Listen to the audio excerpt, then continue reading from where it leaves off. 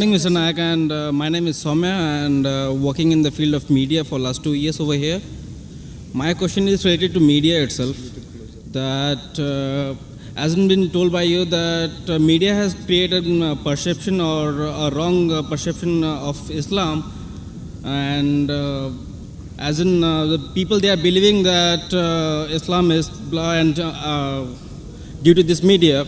But my question is that right now, as in you can take an example of India, the percentage of the literate people is more than the percentage, is very minimum as in the illiterate peoples.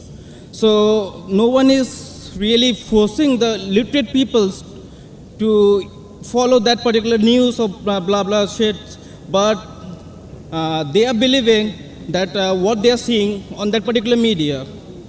Could you please tell me that how media is making the people wrong perception of Islam? Brother asked the question that how is media creating a wrong perception of Islam? Brother, I've gave a full talk explaining the media is saying things which doesn't exist in Islam. And I've given the talk on media and Islam, war or peace. It's a full talk. And giving various strategies used by media. What does media do? Media picks up the black sheep of the Muslim community and they portray as though they're exemplary Muslims. What does media do? Media quotes verses of the Quran out of context. Media says things about Islam that don't exist in Islam.